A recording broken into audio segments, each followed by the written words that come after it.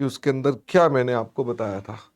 तो क्या हम रिवाइज कर सकते हैं कि लास्ट क्लास में हमने जो पढ़ा था उसमें क्या था। तो इस स्टैंडर्ड का नाम क्या है? इस स्टैंडर्ड का नाम है रेवेन्यू रिकॉग्निशन। यानी इस स्टैंडर्ड में हम लोग जो पढ़ेंगे वो क्या पढ़ेंगे?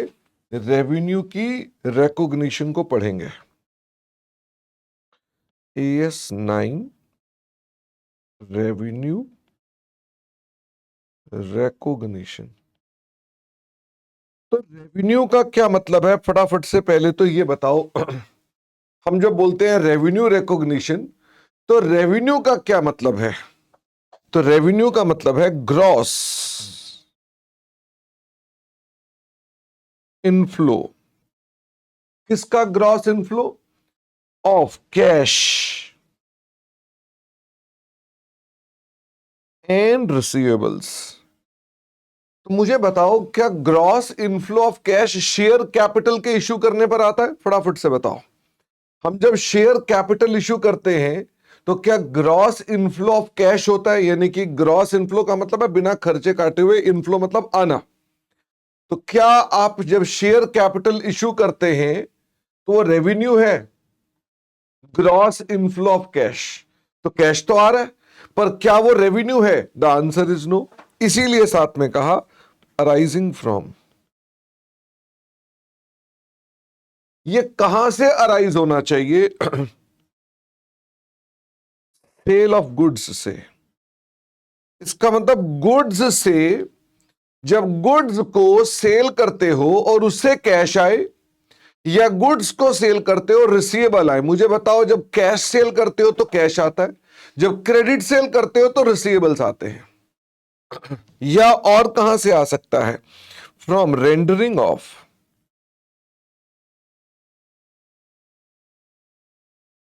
सर्विसेज। यानी आप जब सर्विसेज किसी को देते हो, ऊपर आपने माल बेचा था, यहां पर आपने सर्विसेज दी है, आप सर्विसेज देकर कैश लेते हो या सर्विसेज उधार में देते हो, और उससे आपका जो ग्रॉस इनफ्लो ऑफ कैश होता है, या इंटरेस्ट, डिविडेंड एंड रॉयल्टी। इसका मतलब जो आपके पास ब्याज आता है, ब्याज जो कैश में आता है, या ब्याज जो रिसीवेबल हो जाता है, या डिविडेंड जो कैश में आता है, या डिविडेंड जो रिसीवेबल हो जाता है, या रॉयल्टी। रॉयल्टी कुछ नहीं, अ काइंड ऑफ रेंट होता है रॉयल चीजों के लिए। तो रॉयल्टी से जो कैश आता है या रॉयल्टी से जो रिसीवेबल्स आते हैं, arising from which is in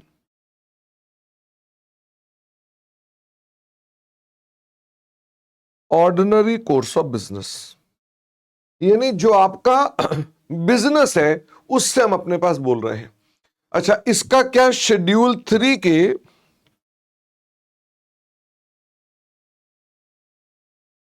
एक रेवेन्यू फ्रॉम ऑपरेशंस आता है और अदर इनकम आता है।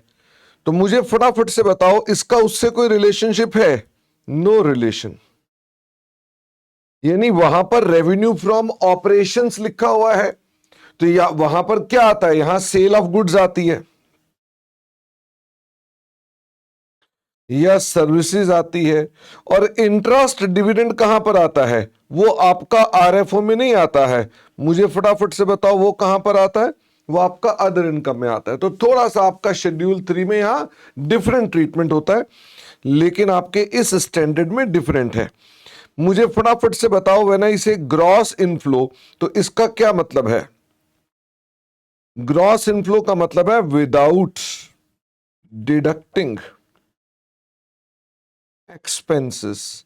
आपने उसमें एक्सपेंसेस को माइनस नहीं करना है। मुझे फटाफट से ये भी बता दो, क्या GST जो है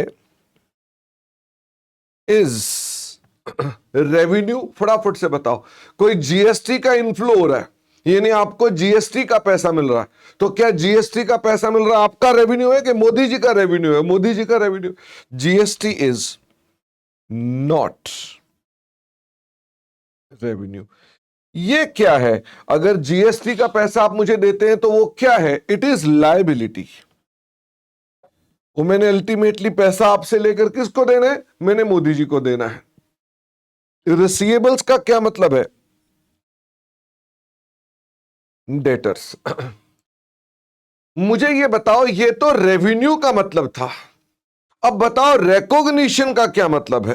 व्हेन आई से रिकॉग्निशन, तो रिकॉग्निशन का क्या मतलब है? क्योंकि हमने रेवेन्यू की रिकॉग्निशन करनी है। रिकॉग्निशन का मतलब है timing. When revenue can be recorded in books. हम बुक्स ऑफ अकाउंट्स में रेवेन्यू को कब रिकॉग्नाइज करेंगे? तो क्या ये स्टैंडर्ड उसके टाइमिंग को लेकर है? ये स्टैंडर्ड उसके टाइमिंग को लेकर है कि हमारा सेल ऑफ गुड्स कब होती है, हमारी सर्विसेज रेंडरिंग कब होती है। अच्छा, नागा लक्ष्मी कह रहे हैं टीडीएस का क्या होगा? नागा लक्ष्मी, टीडीएस अगर किसी और ने हमारा काट लिया है तो हमारा रेवेन्यू है, क्योंकि आपका रिसीवेबल खड़ा हो गया। तो TDS is also your receivable, ठीक है? क्योंकि आपका कोई टीडीएस काट रहा है तो आपको भारत सरकार से वो रिफंड हो जाएगा, ठीक है? आप रिटर्न फाइल करो, आपको मिल जाएगा, तो आपका रिसीवेबल खड़ा हो गया। मुझे फटाफट से बताइए, ये मैंने आपके साथ सबसे पहली चर्चा की थी, अगर आपको याद हो तो मैंने आपके साथ सबसे पहली चर्चा ये की थी कि रेवेन्यू का क्या मतलब है। फिर मैंने कहा कि हमको अब क्या डिस्कस करना है, हमें अब सेल ऑफ गुड्स के बारे में बात करनी है। तो मुझे फटाफट से बताओ, सेल ऑफ गुड्स के बारे में आपने क्या जाना था कि सेल ऑफ गुड्स का हम रेवेन्यू कैसे कैसे निकालते हैं? मुझे फटाफट से बता दो। It means when should we record sale journal entry? तो मुझे फटाफट से बताओ, हम सेल की जर्नल एंट्री कब रिकॉर्ड करें? हम सेल की एंट्री को कब जर्नलाइज करें, यह मैंने आपके साथ जानना है। तो मुझे फटाफट से बताओ, मैंने आपसे कहा था two conditions must be satisfied, वो कौन कौन सी कंडीशन थी?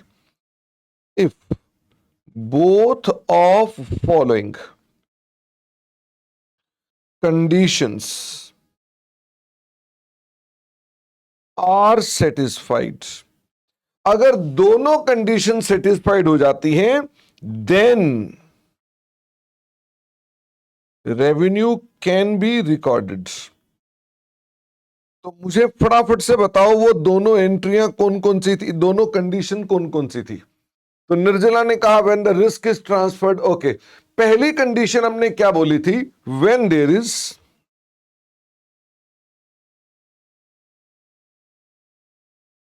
Certainty of collection.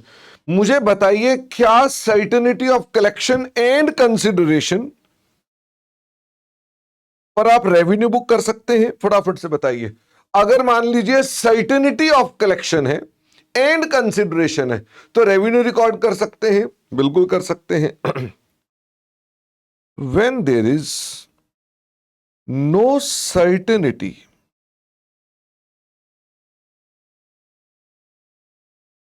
Of collection and consideration. Certainty का क्या मतलब होता है? सर्टेनिटी का मतलब क्या होता है? पक्का पैसे मिल जाएंगे।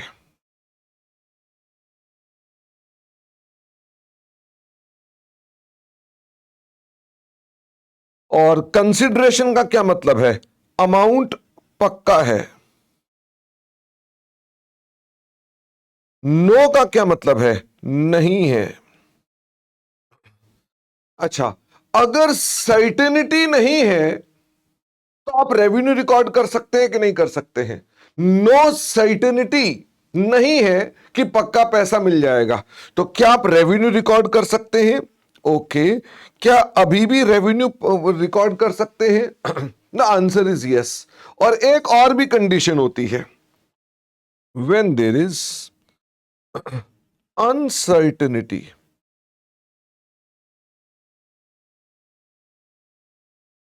ऑफ कलेक्शन कंसिडरेशन, मतलब ये शक है, डाउट है। मुझे फटाफट से बताओ, अगर आपको पैसा मिलने पर पक्का है या डाउट है या कुछ नहीं है, तो मुझे फटाफट से बताओ। अगर मान लीजिए डाउट है, डाउट है कि पैसा नहीं मिलेगा, क्या आप रेवेन्यू रिकॉर्ड कर सकते हैं? ये नहीं कि मैं आज ही ये जानता हूं कि डाउट है कि पैसा नहीं मिलेगा, क्या मैं रेवेन्यू रिकॉर्ड कर सकता हूं? The answer is no. तो इसका मतलब ये हो गया कि आप अपने पास इन दो कंडीशंस में रेवेन्यू रिकॉर्ड कर सकते हैं। या तो दूसरे आदमी ने आपको क्या कह दिया, पक्का पक्का पैसा देंगे, पक्का पैसा मिलेगा, और दूसरा क्या है, पक्का पैसा मिलेगा इसके बारे में कुछ नहीं पता पर डाउट नहीं है। ध्यान देना, पक्का पैसा मिलेगा ये नहीं पता पर डाउट नहीं है। नोटिस कर रहे हैं सेकंड कंडीशन में क्या है, नो डाउट्स, कोई शक नहीं है, डाउट नहीं है। पैसा पक्का मिलेगा ये हम नहीं जानते पर शक नहीं है। क्या आप बारीकी समझ रहे हैं कि नहीं समझ रहे हैं? पक्का पैसा मिलेगा, हमें नहीं पता मिलेगा कि नहीं मिलेगा, पर डाउट नहीं है।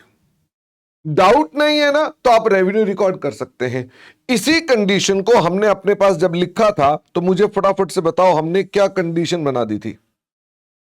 हमने कहा देयर शुड बी, बताओ जी क्या बोला था? No uncertainty of consideration and its ultimate collection. Hindi में बोलो तो क्या लिखूं? कनिष्क, हिंदी में बोलो तो क्या बोलूं? हमें कोई शक नहीं होना चाहिए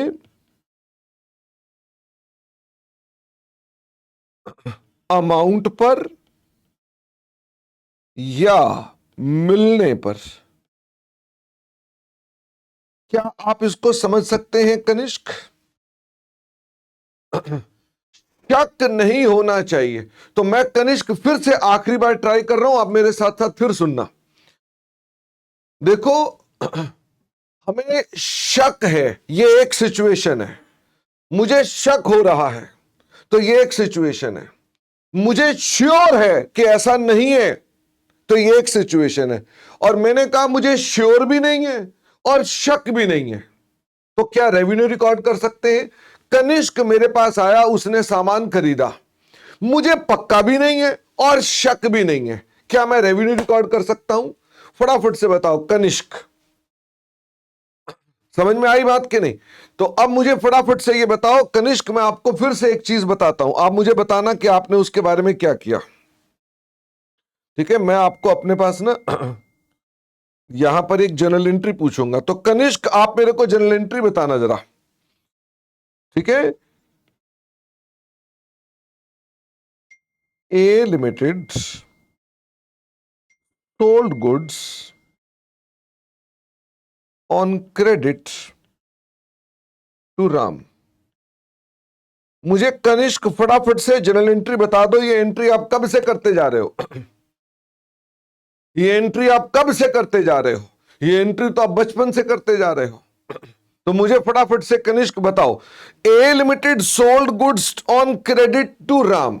तो पुनीत ने कहा राम लिमिटेड या Ram account debit to credit sale या सेल।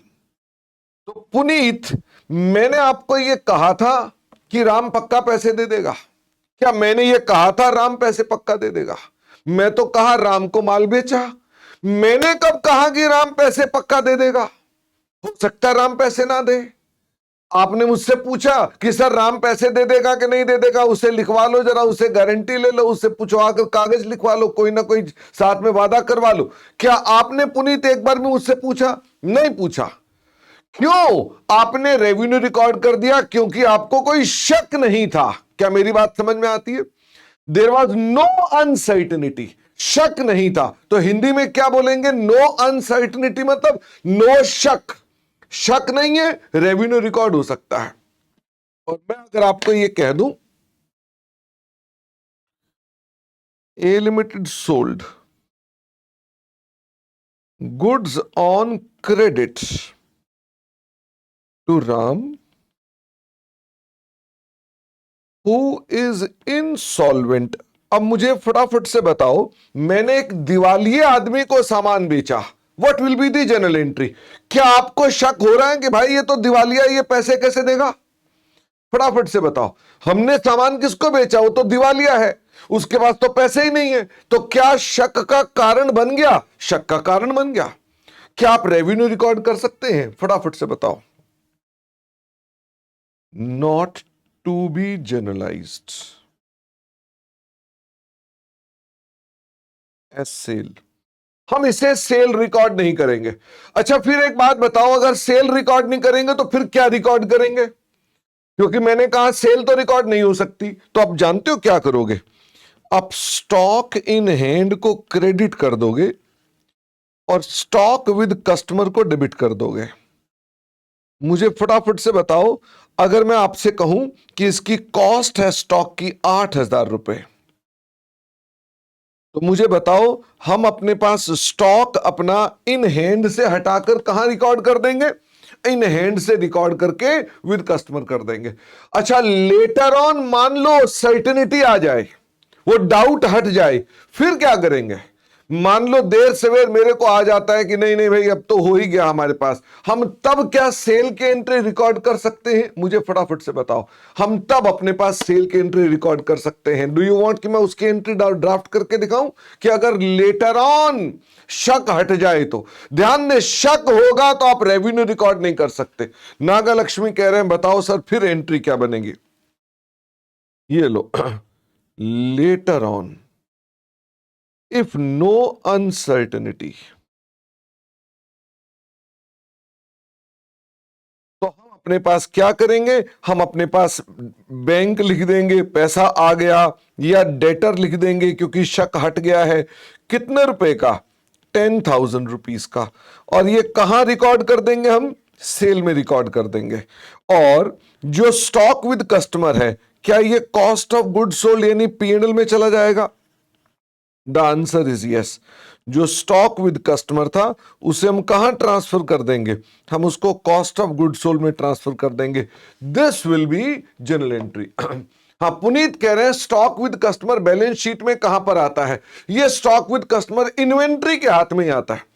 जो आप स्टॉक दिखाते हो ना बैलेंस शीट के अंदर इन्वेंट्री, उसी इन्वेंट्री में ये भी आता है। बस फर्क इतना, ये स्टॉक इन हैंड नहीं है, ये स्टॉक विद कस्टमर है, रहेगा स्टॉक का स्टॉक ही। ओके, जगह बदली हुई है उसकी, और कोई फर्क नहीं है ये हमारा स्टॉक। तो मुझे फटाफट से ये बताओ, क्या आपको मेरी यहां तक की बात समझ में आती है? कहो तो मैं एक और एग्जाम्पल भी डाल दूं, एक और एग्जाम्पल भी डाल दूं समझाने के लिए। थर्ड,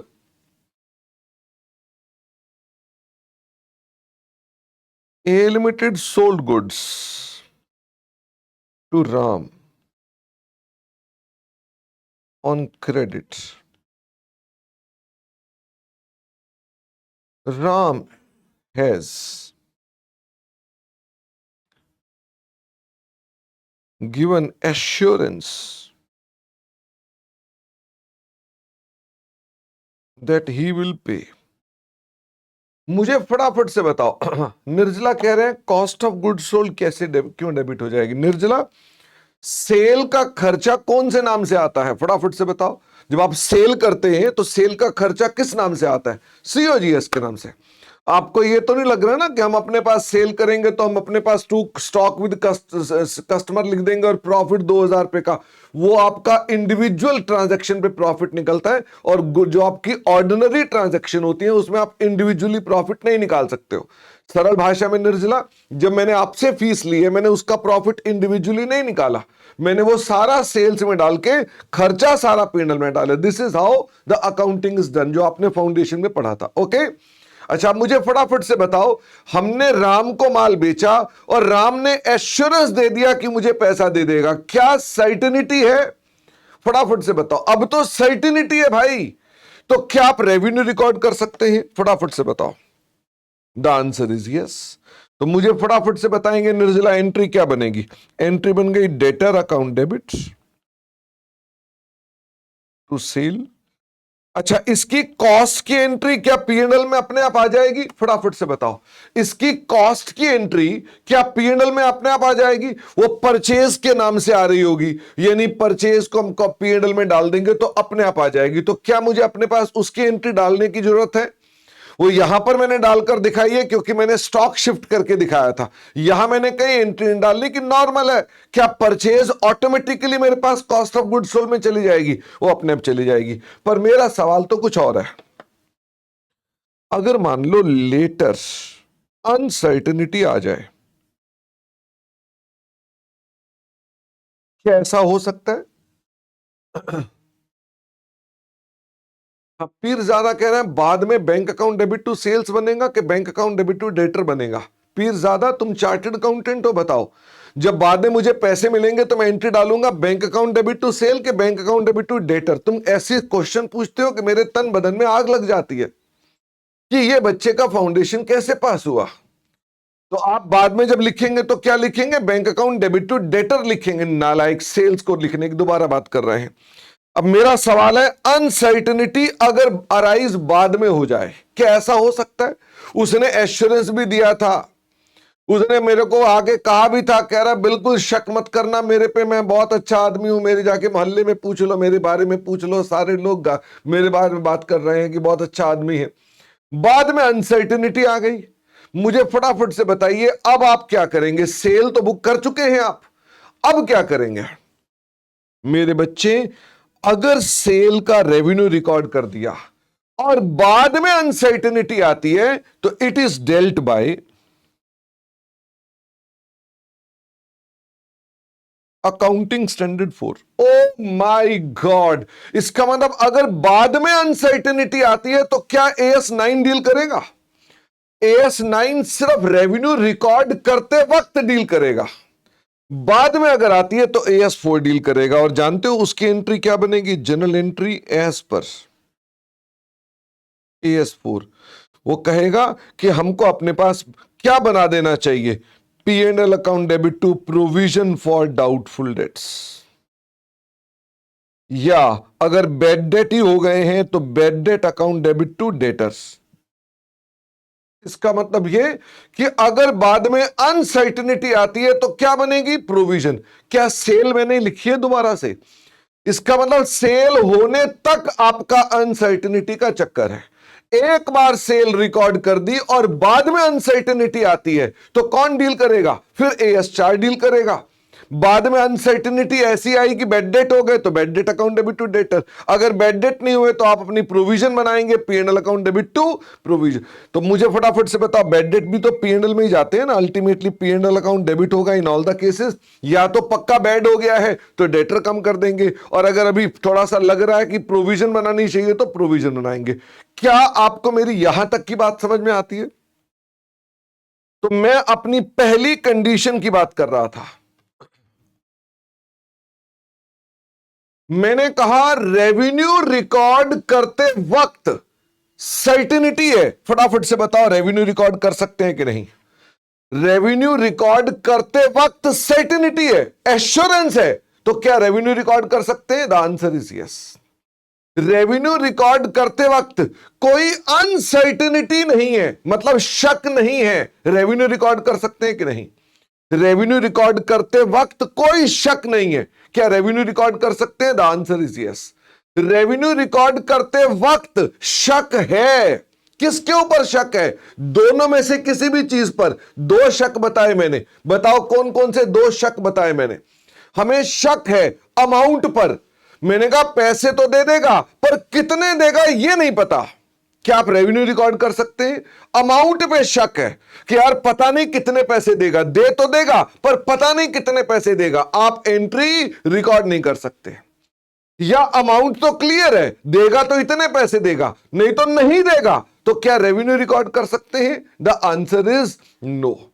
और अगर मान लो ये शक रेवेन्यू रिकॉर्ड करने के बाद आता है, तो मुझे फटाफट से बताओ फिर क्या होगा? रेवेन्यू रिकॉर्ड करने के बाद ये शक आता है, तो मुझे बताओ फिर क्या होगा? फिर आप रेवेन्यू रिकॉर्ड ऑलरेडी कर चुके हैं, उसके साथ कोई छेड़खानी नहीं करेंगे और AS4 के तहत क्या बनाएंगे? या तो प्रोविजन या आप अपने पास बैड डेट। अगर वो अमाउंट कम देगा तो रिमेनिंग अमाउंट क्या लॉस में डालेंगे? पुनीत हम एंट्री नहीं डालेंगे। अगर मेरे को ये डाउट है कि कितने पैसे देगा, ये अमाउंट पता नहीं है, you will not generalize, you will show stock with customer. जब अनसर्टेनिटी रिजॉल्व हो जाएगी कि भाई इतने पैसे देने हैं इस, और मुझे मालूम है कि कोई शक नहीं है, मैं तब रेवेन्यू रिकॉर्ड कर सकता हूं। ओके पुनीत, तो मुझे फटाफट से बताओ आपकी फर्स्ट कंडीशन क्या है? फर्स्ट कंडीशन है there should be no, Hindi में बोले तो क्या? देयर शुड बी नो शक ऑन अमाउंट और इट्स मिलने पर, यानी मेरे को कोई शक नहीं होना चाहिए। क्या ये कंडीशन अच्छे से समझ में आ गई है? ये एक कंडीशन है। आपको इस बारे में ये बात तो पक्का फिर बता ही दूं। इफ uncertainty arises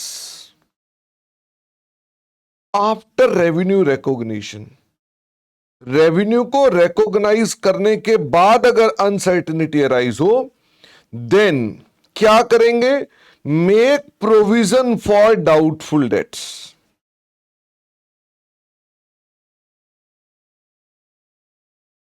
आप प्रोविजन बनाएं। प्रोविजन बनाने की एंट्री क्या होती है? P&L account debit to provision, और बैड डेट बुक करें। उसकी एंट्री क्या होती है? Bad debt account debit to debtors. तो आप मुझे फटाफट से बताइए, क्या ये पॉइंट जो हम कर रहे हैं, this is as per accounting standard 4, this is as per accounting standard 4। तो मुझे बताओ, पहली कंडीशन हमने आपके साथ ये वाली बताई थी कि आपको अगर सेल ऑफ गुड्स करना है तो ये आपकी ए कंडीशन है। क्या मैं इसके आगे ए कंडीशन लिख दूं? This is my first condition, a condition. चल सकते हैं आगे। दूसरी कंडीशन एक और बताई थी, मैं भूल गया दूसरी कंडीशन कौन सी थी।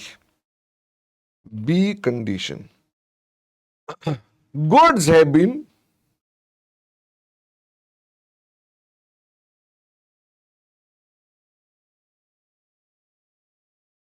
transferred, या इसे और क्या लिख सकते हैं? Risk and return. रिटर्न को रिवॉर्ड भी बोला जाता है। Have been transferred. क्या इसी बात को किसी और ढंग से भी बोला जाता है? हां, सेल्स हैव बीन एग्रीड। क्या आपको मालूम है एग्रीड हो गया मतलब कॉन्ट्रैक्ट हो गया? भाई एक आदमी ने कहा मेरी सेल हो गई, मैंने मान लिया सेल है, उसने कहा मैंने मान लिया, ऑफर तेरा एक्सेप्ट कर लिया। सेल हैज बीन एग्रीड मतलब उन्होंने एग्रीमेंट फॉर सेल्स साइन कर लिया। You know agreement for sale, दो आदमियों ने एग्रीमेंट फॉर सेल साइन कर लिया कि ये सामान मैं खरीदूंगा, उसने कहा ये सामान मैं बेचूंगा। P&L टू प्रोविजन अकाउंट बनाना है फॉर प्रोविजन। हाँ पीरजादा, मुझे अब ये बताइए कि इस कंडीशन के अंदर मैंने आपसे बात करी थी, इसका क्या मतलब है? ये दूसरी कंडीशन है, इसका क्या मतलब है? हमारा रिस्क एंड रिवॉर्ड ट्रांसफर होना चाहिए, या सेल एग्री होनी चाहिए, या गुड्स ट्रांसफर होनी चाहिए? हाउ? फटाफट से बताओ, रिस्क एंड रिवॉर्ड कैसे ट्रांसफर होता है, या गुड्स कैसे ट्रांसफर होते हैं? तो कैसे आप अपने पास सेल एग्री कर लेते हैं? तो how we check this, how to check this?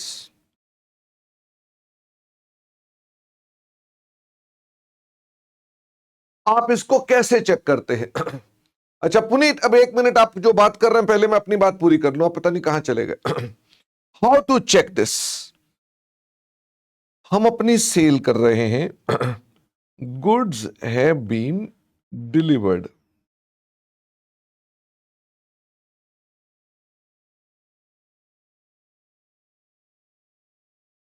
And accepted by buyer.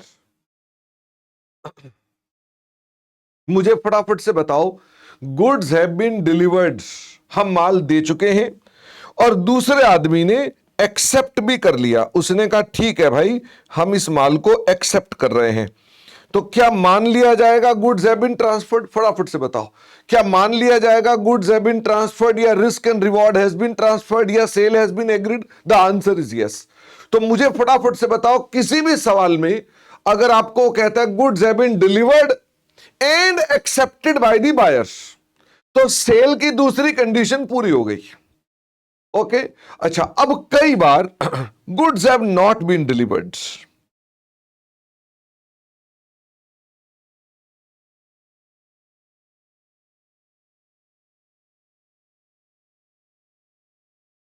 but still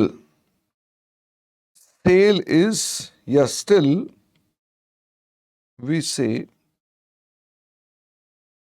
second condition satisfied। तो मुझे बताओ, क्या डिलीवरी करनी जरूरी है कि बिना डिलीवरी के भी रिस्क ट्रांसफर हो सकता है? फटाफट से बताओ, बिना डिलीवरी के भी हो सकता है। अब मुझे फटाफट से बताओ, ऐसे कौन कौन से सिचुएशंस हैं जहां पर बिना डिलीवरी के भी काम हो सकता है? नंबर 1, अगर मान लीजिए sale is free on board, FOB, अगर सेल FOB है तो बताओ दूसरे आदमी को माल मिला नहीं, उसने भी एक्सेप्ट नहीं किया, हमने वहां पहुंचा दिया जहां हमारा पहुंचाने का जिम्मा था, क्या हमारी सेल हो गई कि नहीं हुई? उसने कहा था पोर्ट पे माल पहुंचा दो, हमने पोर्ट पे माल पहुंचा दिया, उसने डिलीवरी नहीं ली है, कोई दिक्कत नहीं है, हम अपना काम कर चुके हैं, क्या सेल की सेकंड कंडीशन सेटिस्फाइड? फटाफट से बताओ।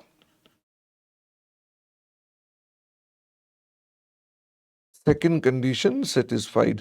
मुझे फटाफट से बताओ, ये जनरली कंडीशन आप कब देखते हैं फ्री ऑन बोर्ड? जो एक्सपोर्टर्स होते हैं, क्या उनमें अक्सर ऐसा होता है कि वो कहते हैं जी पोर्ट तक माल पहुंचा दो, पोर्ट तक माल पहुंचा दो, हमने पोर्ट पे माल पहुंचाया, उस तक पता नहीं कब पहुंचेगा, मेरी सेल कंडीशन सेटिस्फाइड। अच्छा, इसके मुकाबले में एक और भी चीज होती है, sale is cost insurance freight, CIF। मुझे फटाफट से बताओ इसका क्या मतलब है? हमने माल कहां पहुंचाना है? हमने दूसरे के शहर तक माल पहुंचाना है, तो इसका मतलब क्या, आपने अगर दूसरे के शहर तक माल पहुंचाना है तो कंडीशन सेटिस्फाइड।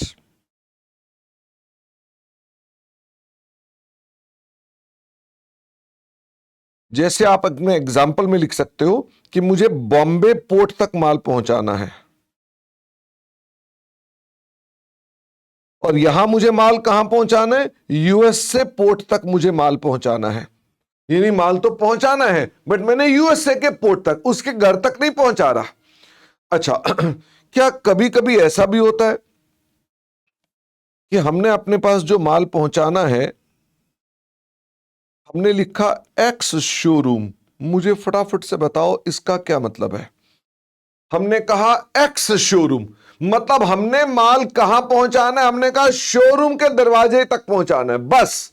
तो मुझे फटाफट से बताओ, कभी आपने देखा है किसी बिल पे लिखा होता है डिलीवरी X शोरूम, मतलब वो कह रहे हैं हम तुम्हारा माल शोरूम तक बाहर तक रख देंगे, बस, इससे ऊपर काम नहीं होगा हमारा।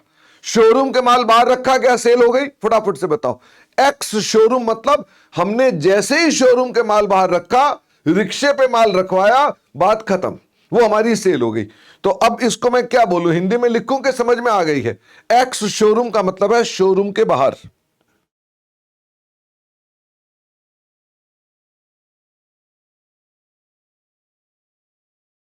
तो हमारी सेल हो गई।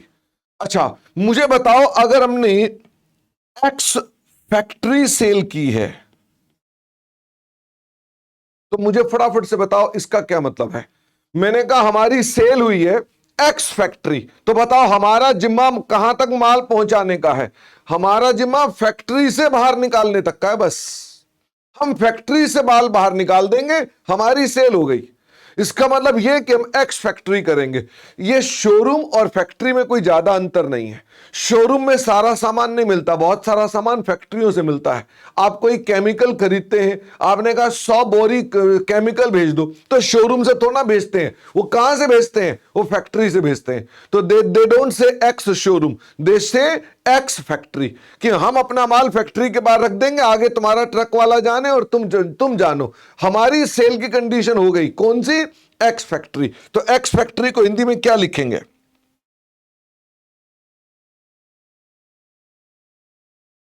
फैक्ट्री के बाहर। इसका ना हम कस्टमर के घर तक तो पहुंचा ही नहीं रहे।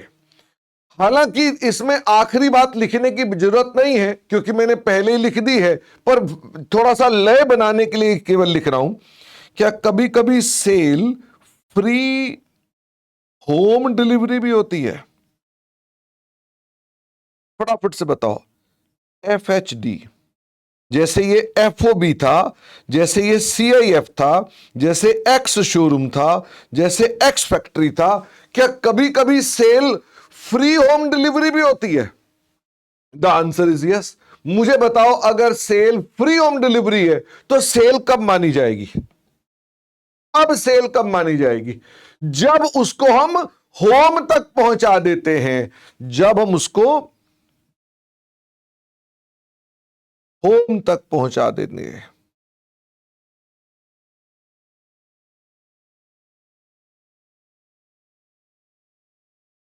हम जब होम पर पहुंचा देंगे तो डिलीवरी हो जाएगी। क्या ये वाला केस भी यही था?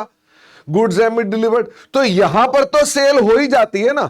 यहां पर इसे बोल दो या इसे बोल दो, ये तो सेल हो ही जाती है। तो मुझे बताओ क्या बिना डिलीवरी के भी सेल संभव है? फटाफट से बताओ। दूसरी पार्टी ने माल नहीं लिया तो क्या तब भी सेल है? The answer is yes. These are my all situation जहां पर हम बोलते हैं कि सेल हमारे पास हो गई है। तो मुझे फटाफट से बताओ क्या दोनों कंडीशन सेटिस्फाइड होनी चाहिए? फटाफट से बताइए। क्या दोनों कंडीशन सेटिस्फाइड होनी चाहिए? The answer is yes.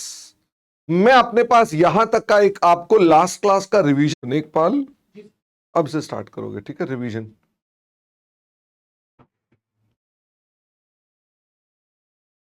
Special cases. तो मैंने आपके जो स्पेशल केसेस किए थे क्विकली शॉर्ट में, मुझे आप फटाफट से उनके बारे में बताते जाओ। अगर मान लीजिए कंसाइनर,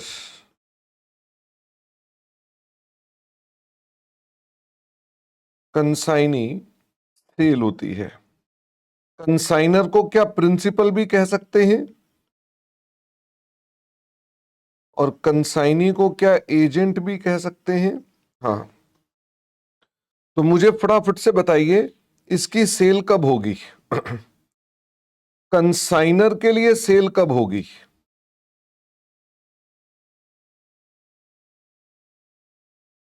कंसाइनर के लिए सेल होगी व्हेन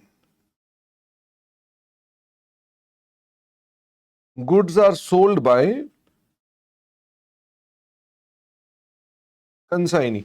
जब कंसाइनी माल बेच देता है तो कंसाइनर की सेल होगी। ओके। और मुझे बताओ कि कंसाइनी की सेल कितनी होगी? तो कंसाइनी की sale will not be gross inflow, it will be commission और सर्विस चार्ज। इसका मतलब कंसाइनी के केस में उसकी इनकम क्या होगी, उसका जो रेवेन्यू है वो क्या होगा, कमीशन या ये इसके अंदर होगी जो उसने माल बेच दिया था। और कंसाइनर कंसाइनी पता कैसे चले, if pricing decisions of goods are taken by supplier। भाई सप्लायर ही बता रहा है कि इसका प्राइस क्या होना चाहिए, यानी मैं आपको कोई सामान देता हूं और कहता हूं इसका ये प्राइस होना चाहिए, तो आप क्या माने जाएंगे। मैं आपको कोई गुड्स सप्लाई करता हूं और बोलता हूं इसी दाम पे बेचना, तो मैं क्या अब हो गया, मैं प्रिंसिपल हो गया और आप क्या हो गए, एजेंट हो गए, ठीक है। देन सप्लायर इज प्रिंसिपल और कंसाइनर। अच्छा मुझे बताओ, फिर उसके बाद मैंने आपको बताया था कि इसके साथ वीजा विज एक और भी केस बताया था। मैंने कहा distributor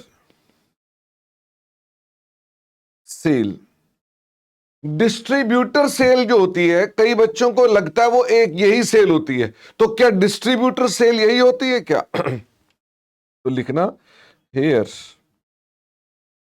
pricing decisions are not taken bye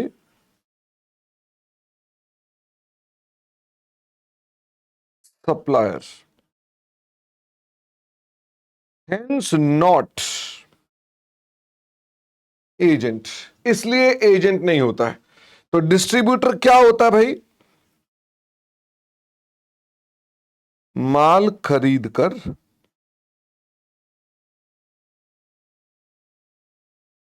माल बेचना। तो मुझे फटाफट से बताओ, देयरफॉर डिस्ट्रीब्यूटर की सेल कब हो जाएगी, उसकी सेल हो जाएगी when two conditions are satisfied, और वो दो कंडीशंस वही हैं। एक तो नो अनसर्टेनिटी,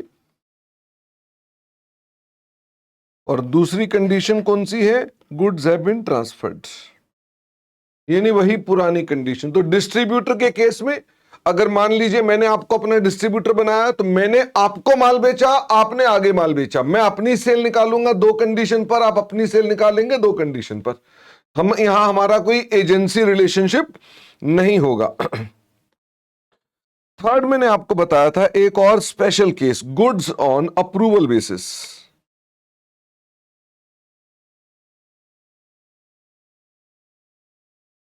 अगर हमने गुड्स बेचे हैं ऑन अप्रूवल बेसिस, तो मुझे फटाफट से बताइए, अगर अप्रूवल बेसिस पे सामान बेचा है तो sale will B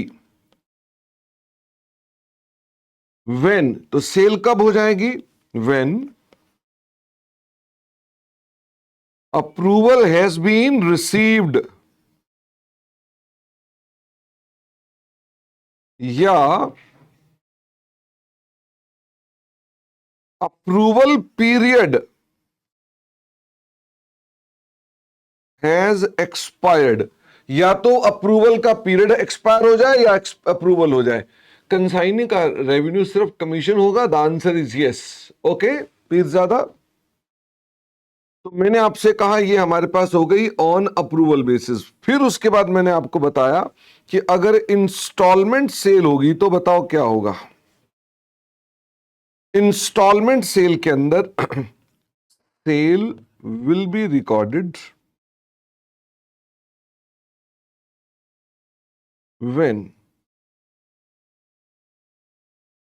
most of installments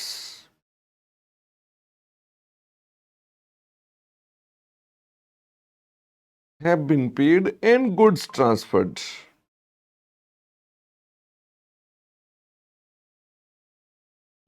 मैंने आपको इसके अलावा भी एक केस बताया, इसमें एक बात बताई थी, वो क्या बात बताई थी, हायर परचेज और लीजेस आर नॉट कवर्ड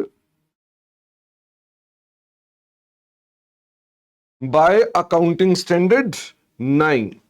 मैंने आपको एक और बात बताई थी, सेल्स रिटर्न। तो मुझे फटाफट से बताओ सेल्स रिटर्न में क्या है, oblique expected sales return.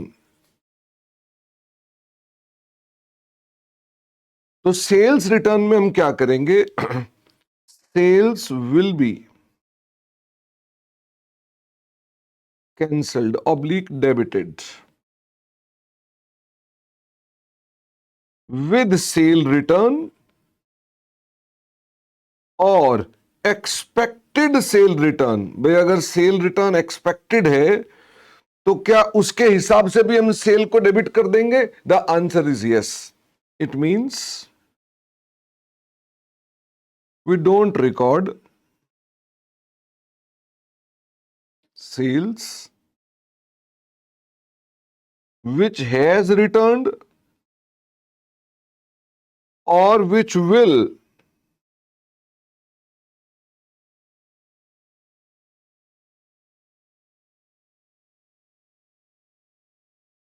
return। फिर मैंने आपको एक और बात बताई थी, फटाफट से बताओ, सेल एंड रीपरचेज एग्रीमेंट्स। तो मुझे बताओ सेल एंड रीपरचेज एग्रीमेंट्स का क्या होगा? Provision is made according to the past record. बिल्कुल ठीक, provision is made according to the past data. अगर पास्ट डेटा नहीं होता तो कंपनी का बेस्ट एस्टिमेट भी चलता है दिव्यांका, ठीक है, क्योंकि सभी का पास्ट रिकॉर्ड हो सकता है ना हो।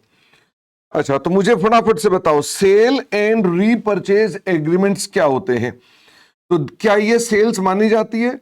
These are not considered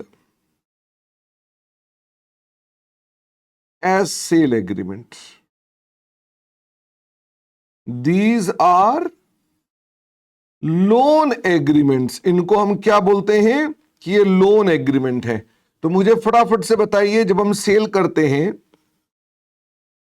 when goods sold, तो हम क्या रिकॉर्ड करते हैं? फटाफट से बताओ।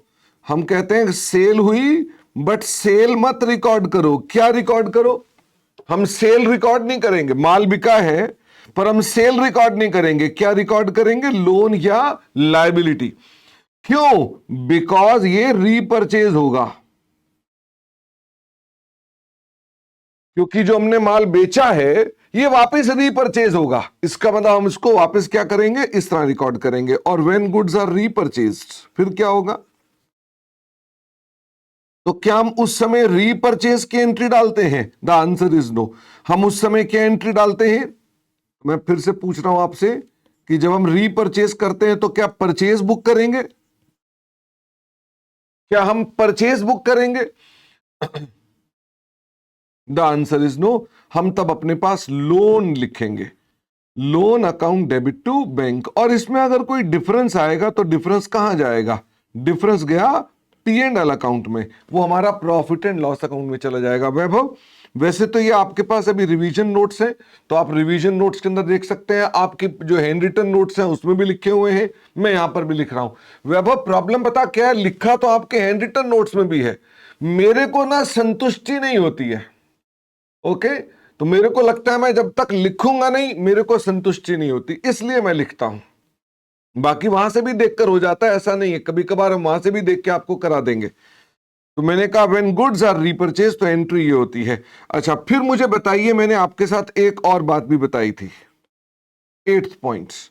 मैंने कहा हम इन सर्टन केसेस, ये कौन सा पेन देखें, ग्रीन ही देखते हैं। In certain cases we don't check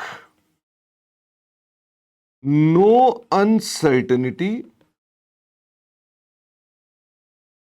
of consideration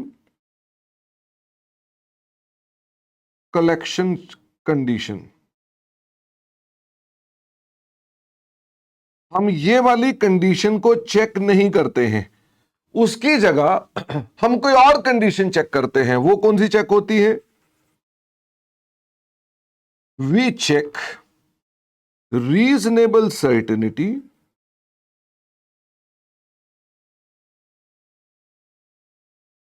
of collection,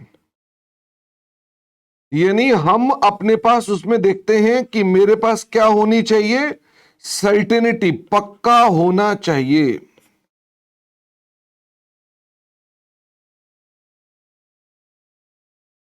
हम क्या देखते हैं, पक्का होना चाहिए। गौतम बेटा हम तो हमेशा अपलोड करते हैं, कल टेक्निकल प्रॉब्लम से नहीं हो पाई थी और कोई कारण नहीं है। अभी घर में बताता हूं मैं। मुझे बताओ किन केसेस में आप अपने पास रीजनेबल सर्टेनिटी चेक करते हो, वो कौन कौन से केसेस हैं। इंश्योरेंस क्लेम्स, तो इंश्योरेंस क्लेम्स में आप हमेशा क्या चेक करते हो, इंश्योरेंस क्लेम में चेक करते हो सर्टेनिटी है कलेक्शन की तो इंश्योरेंस क्लेम रिकॉर्ड होगा, अन्यथा नहीं होगा। Interest on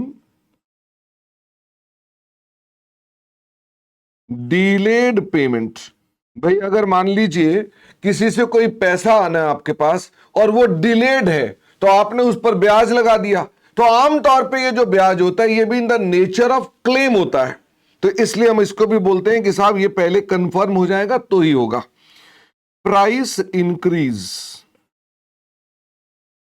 on retro basis, हमने बैक डेट में अपना प्राइस बढ़ा दिया, तो अगर बैक डेट में प्राइस बढ़ा दिया तो इन दैट केस आपके पास रिकॉग्निशन ऑफ रेवेन्यू कैसे होगा, वो आपका तभी होगा अगर दूसरी पार्टी ने कंफर्म कर दिया। अगर उसने कंफर्म नहीं किया तो आप अपने आप नहीं मान लेंगे कि हमारा प्राइस बढ़ गया होगा। और एक आखिरी पॉइंट, अगर भारत सरकार से कोई एक्सपोर्ट इंसेंटिव्स मिलने वाले हैं तो आप तभी उनको रिकॉर्ड करते हैं जब आपको पक्का हो जाता है कि भारत सरकार से आपको इंसेंटिव मिल जाएंगे। अच्छा, एक ये रीपरचेज वाली बात आ गई, तो गरिमा इसको शॉर्ट में मैं आपको बता देता हूं कि अगर हमने माल बेचा और हमें मालूम है हमने उसको वापस रीपरचेज कर लेना है, तो हमारी ट्रांजैक्शन का जो स्पिरिट है वो सेल और रीपरचेज नहीं है। हम सेल क्यों कर रहे हैं, बैंक से पैसे लेने के लिए, और परचेज क्यों कर रहे हैं, बैंक से पैसे वापस लौटाने के लिए। तो we don't call it sale purchase, we call it loan. हम कहते हैं ये लोन होगा हमारे पास क्योंकि आपने सेल किया और आपने रीपरचेज करना है। समझ लो गरिमा, आप मार्केट में गए कोई कपड़े खरीदने के लिए, तो दुकानदार ने आपसे कहा कि बहन जी ये लो कपड़े और मैं आपसे कल वापस परचेज कर लूंगा, तो रियलिटी में ये सेल परचेज हो नहीं रही है। He is asking for some money for short time, he is asking कि आप ये कपड़े ले जाओ मुझे पैसे दे जाओ, कल मैं आपको कपड़े वापस कर दूंगा मुझे पैसे दे देना। तो this happens like this. Okay, अब मुझे फटाफट से बताओ, मैंने यहां तक की चर्चा आपके साथ पिछली क्लास में तो सब बच्चे, मैं आपके साथ इसकी एक छोटी सी रिवीजन करूंगा, आप सब बच्चे मेरे साथ साथ इसकी रिवीजन करेंगे। इंस्टॉलमेंट पेमेंट का क्या रिकॉग्निशन होगा, इंस्टॉलमेंट पेमेंट नहीं होती है, इंस्टॉलमेंट पेमेंट तो बैंक अकाउंट डेबिट टू जो आपने एडवांस लिया है उसके अंदर रिकॉग्नाइज होती जाती है। रेवेन्यू रिकॉग्निशन तो तब होगा जब आप गुड्स को डिलीवर करेंगे। ठीक है दिव्यांका, हाँ निष्ठा आज हो जाएगी बेटा। सेकंड पॉइंट, मुझे फटाफट से बताओ, रेंडरिंग ऑफ सर्विसेज या सेल ऑफ सर्विसेज में आप रेवेन्यू कैसे रिकॉर्ड करते हैं।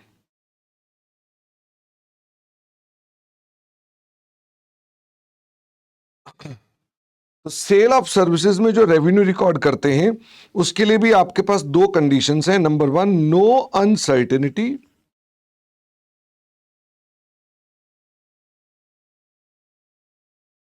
Regarding consideration and its collection. तो भाई अगर मान लो आप कोई सर्विस कर रहे हैं तो उसमें भी यही कंडीशन है।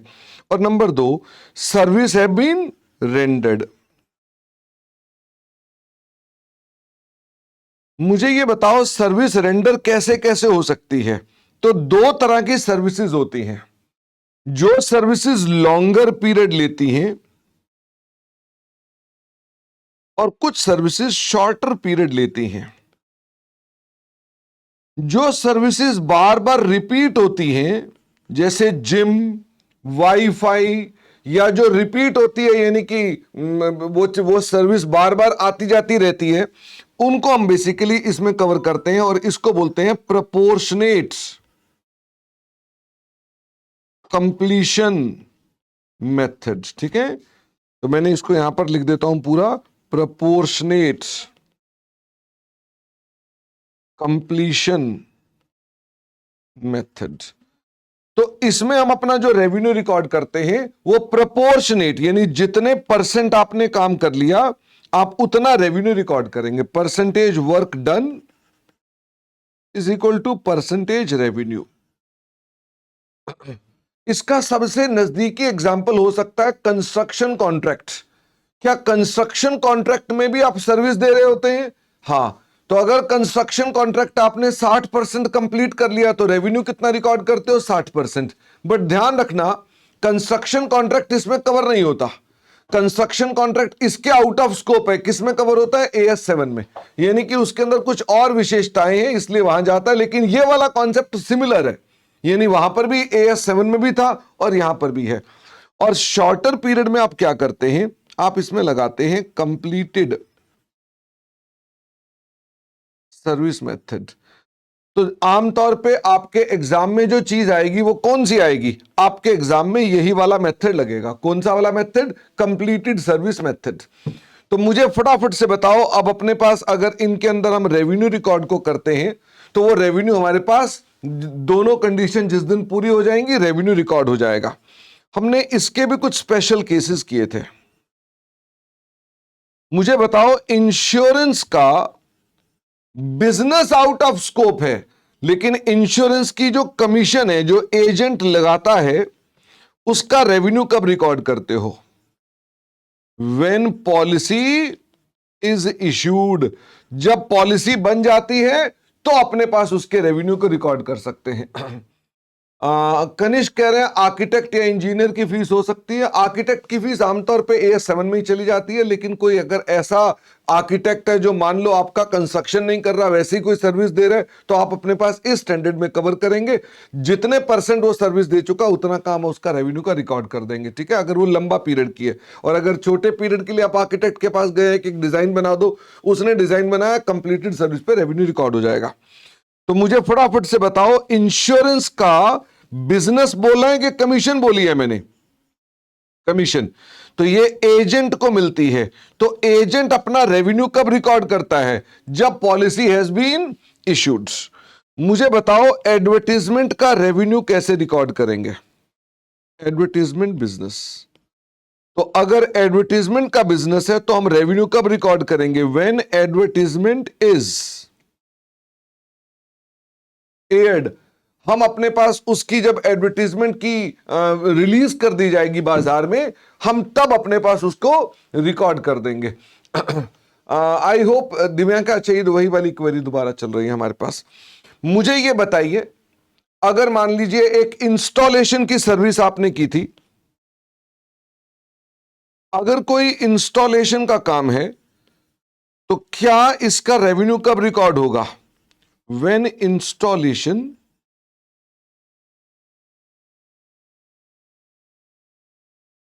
Has been done. तो क्या इसमें कोई ज्यादा प्रॉब्लम थी? क्या जो सर्विसेज वाले केसेस थे इसमें कोई ज्यादा प्रॉब्लम थी? The answer is no. Third, मैंने आपको एक और चीज बताई थी, वो पता क्या बताया था? Interest, dividend and royalty.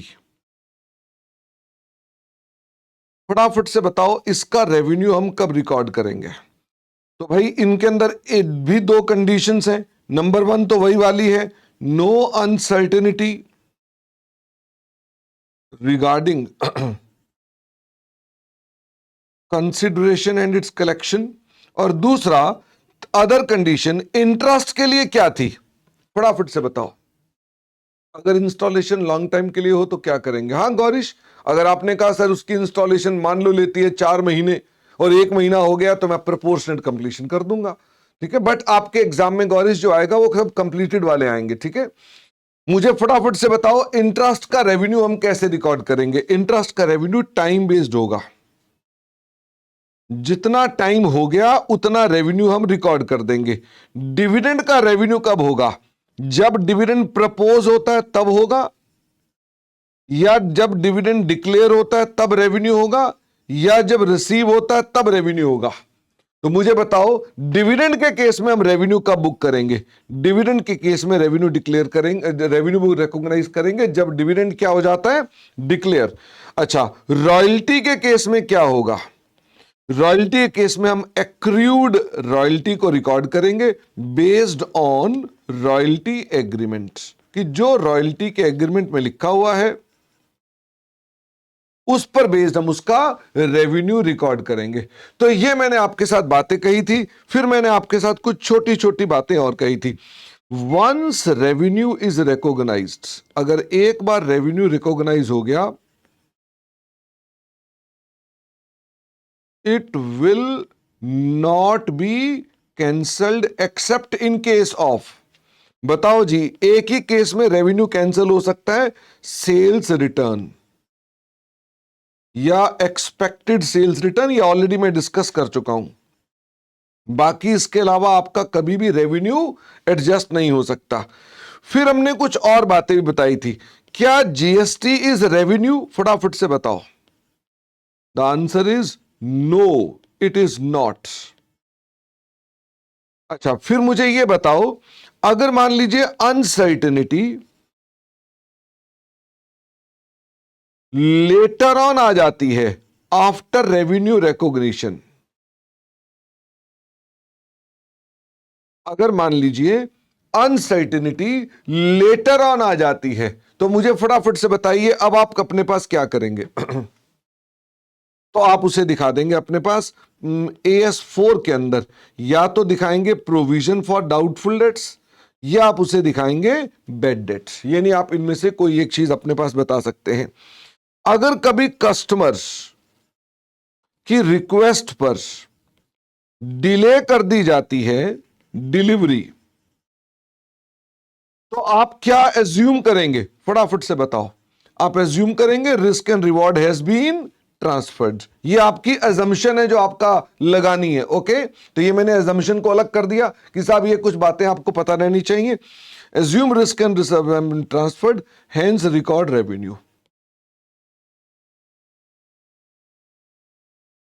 और फिर उसके बाद हमें अपने पास डिस्क्लोजर में क्या डिस्क्लोजर करना होता है, हमें अपने डिस्क्लोजर के अंदर अपनी रेवेन्यू रिकॉग्निशन पॉलिसी बतानी होती है कि हम रेवेन्यू कब रिकॉर्ड करते हैं, ये डिस्क्लोज होता है। ये आपके एग्जाम के लिए कोई भी इंपॉर्टेंट नहीं है। अब मुझे फटाफट से बताइए कि आपके पास कौन कौन से क्वेश्चंस हैं। तो मैंने अपने पास क्वेश्चन आपकी किताब में छपे हुए हैं, मैं फिर भी यहां पर लिख रहा हूं कि आप इसमें से कौन कौन से क्वेश्चन जरूर करेंगे। ठीक है, तो आप इसमें से क्वेश्चन पक्का पक्का करेंगे। 1 2 ठीक है, 16 19 7 13 4, मतलब ये पक्का पक्का वाले क्वेश्चन है। Question 5, question 15, question 6, question 8, question 9, मतलब पक्का पक्का ये करके जाने हैं। क्वेश्चन 12 ये आपकी किताब में लिखे हुए हैं। क्वेश्चन 26 और कुछ क्वेश्चंस और भी हैं, वो सिमिलर क्वेश्चंस हैं, बट मैं चाहता हूं आप ज्यादा करें। क्वेश्चन 11, 22, 29, 28, 35, 36, 33, क्या आप अपने पास ये क्वेश्चन पक्का करेंगे? These are the mandatory questions, ये क्वेश्चन आपने पक्का करने हैं। ठीक है, बाकी इसके अलावा आपकी किताब में प्रिंटेड है क्वेश्चन अरेंजमेंट, मैंने भी वहीं से कॉपी किया, बस उसमें मैं से सिलेक्ट कर दिए कि these are your most important questions जो आपको एग्जाम से पहले जरूर करके जाने हैं। तो आप अपने पास जब पहली रिवीजन करेंगे, तो मैंने कल भी समझाया था कि आप रैंक की तैयारी कर रहे हैं तो क्या करना है, तो AS9 करने का जिस दिन समय आएगा उस दिन क्या करोगे, इस वीडियो को देखना पहले, और उस वीडियो के देखने के बाद ये क्वेश्चन चुपचाप करना शुरू कर देना। बस पीर ज्यादा इतने क्वेश्चन कर लो, आपको वहां पेपर में नया कुछ नहीं दिखाई देगा। बाकी क्वेश्चन क्या है, सिमिलर है या रिपीटेड है, इतने क्वेश्चन करने जरूरी हैं आपके लिए। ओके तो मेरे ख्याल से मैं अपने पास अब आगे चल सकता हूं। अगर आप लोगों की कोई और प्रॉब्लम नहीं है तो क्या मैं आगे चल सकता हूं? ठीक है निकपाल। वैभव ये रिवीजन वीडियो एलएमएस पर आ जाएगा ना, जो मैंने अभी आपके साथ रिवीजन की है। आप एक बार चेक करना अपने एलएमएस पर, आपको पूरे पूरे टॉपिक के रिवीजन वीडियो मिल रहे हैं। ठीक है हाँ, तो हम अभी 2 मिनट बाद आपको मिलेंगे।